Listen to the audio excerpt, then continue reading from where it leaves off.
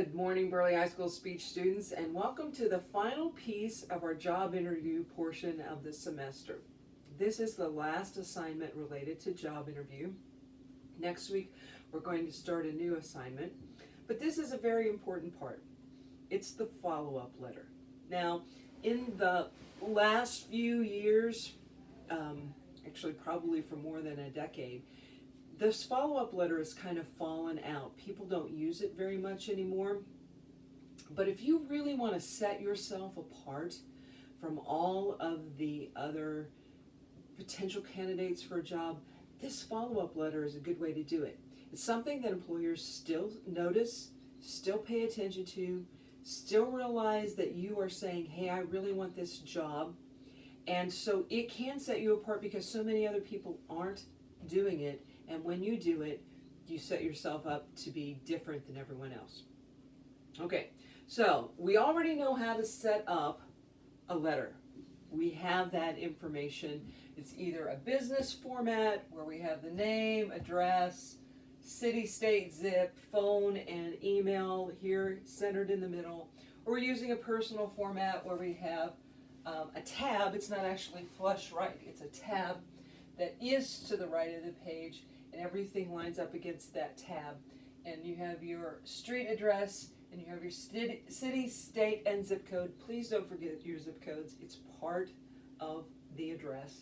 And then the date over here. Okay? We can use, again, either one. As a matter of fact, if you want to go pick up your cover letter and you just want to make your changes to that cover letter for this, that's perfectly fine. Set it up the way it was, or just go grab that cover letter, take out the body and put a new body in. All you have to do in that case is make sure that you actually change the date. I don't want a March date. I want a date that reflects that this letter is coming to me after the date of your phone interview. So make sure you do that. Okay, so we've got our letter already set up. I'm going to use a business format today with my name here, my street address here, my city with a comma after it, my state ID, and then my zip code. I'm going to have my phone number.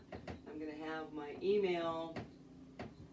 And then I'm going to skip a line, and I'm going to put the date. And today I'm going to put Friday's date. And again, date doesn't matter so much as long as I see that the date that you use is the day after your phone interview. Typically, you would send a follow-up letter within 24 hours of that phone interview. Obviously, that's kind of come and gone for a lot of you. So I just want to see the date that reflects that this is after your phone interview. You could put the day after your phone interview if you wanted to. You can put Friday's date. You can put the actual date. If it winds up being not on Friday, just as long as it reflects April, I'm not going to worry too much about the date. But if it says March, that says that you didn't pay close attention to the details, and that would be a problem. Okay, then you are going to skip a line, and of course you have your address to me, just like it was before. Attention Mrs. Fisher, Fisher Enterprises.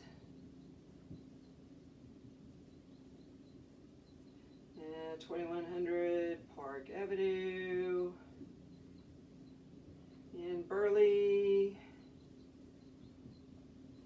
83318.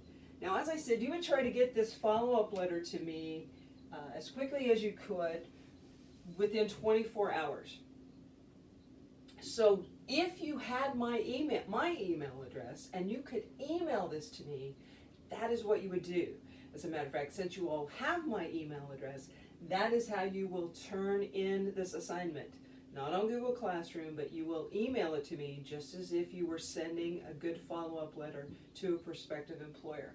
And that being true, you would then skip a line here, and you would put via email, and you would put my email address here.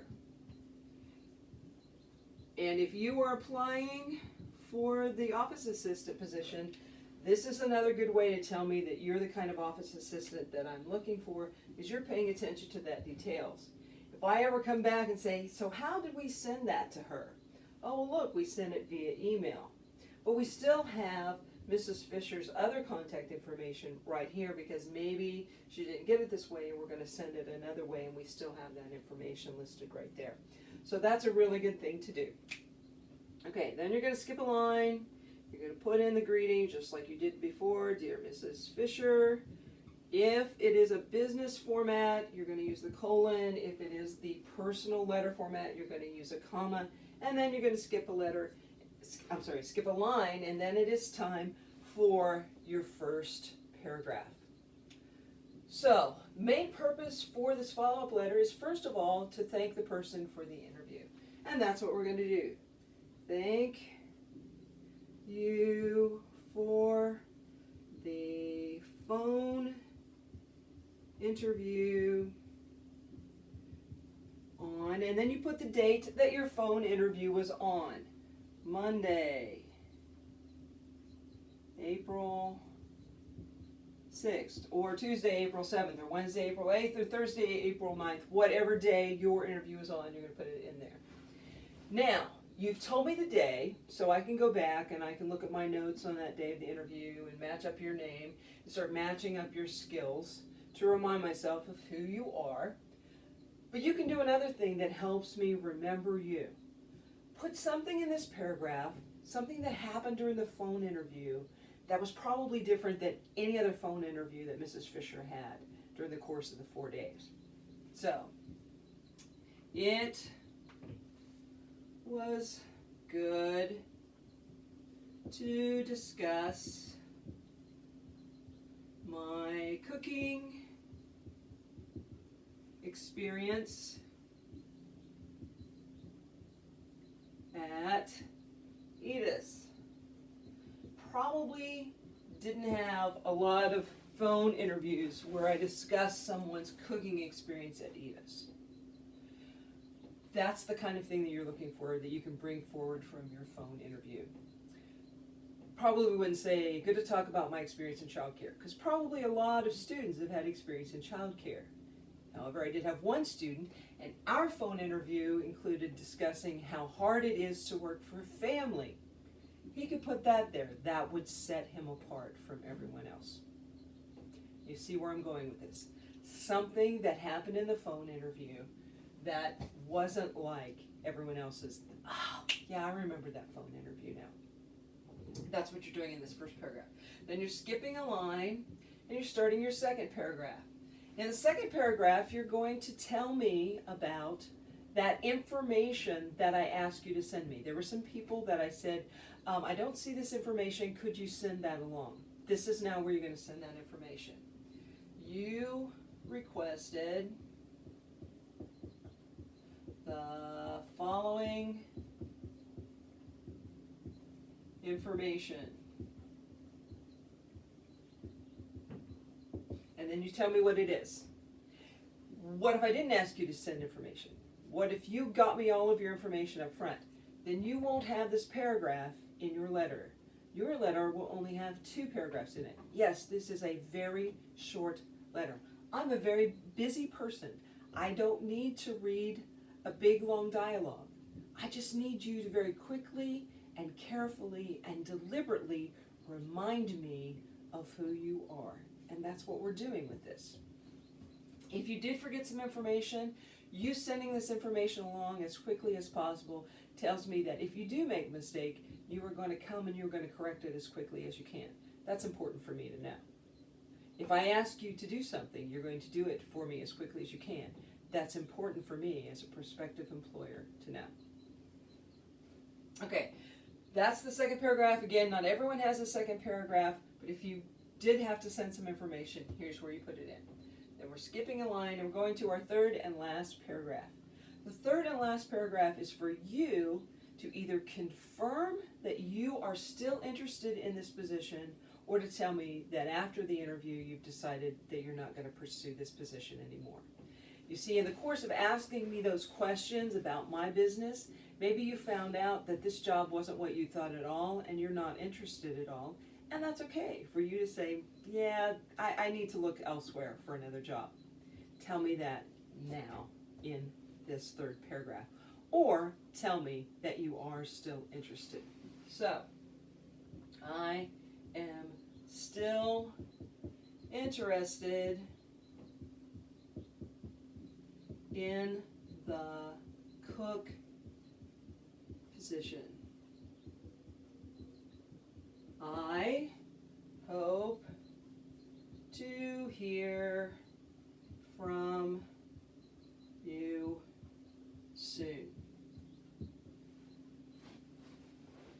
If you were not interested, you could put, after consideration, I'm going to pursue other employment opportunities. That would be fair. After consideration, I am going to pursue other employment opportunities.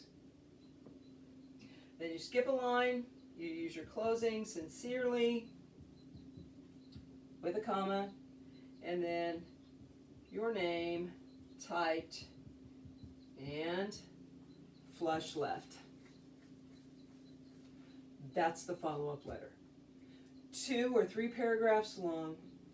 These are the information that you put in the paragraph, and you email it to me, typically within 24 hours. Now, this is a school assignment, so your deadline for emailing this to me is actually Tuesday, April 14 by 3:20 p.m., the end of the school day. That is your actual deadline. But in real life, you would want to email this to me just as quickly as you could, typically within 24 hours. Okay, that's how you do the follow-up letter. If this still isn't clear to you for any reason and you need more help, you can email me and ask me more specific questions so that I can help you. I will be checking my email. I will be taking time off this weekend, so the faster you get the email to me, the quicker it is that I'm going to answer it. I do have some things that I have to do with my parents on Friday and Saturday, so I won't be as available.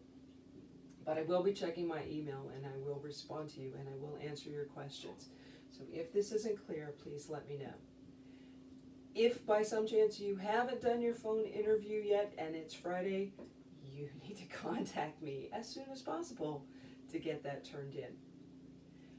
I know these are challenging times. I thank you guys for looking at the videos and paying attention to the classroom and doing your best to respond in the ways that I ask. And I really appreciate that we are working together. If you ever have a question, please don't hesitate to send me that email and check in with me, and I'll be glad to try and help you. Don't sit there and be frustrated.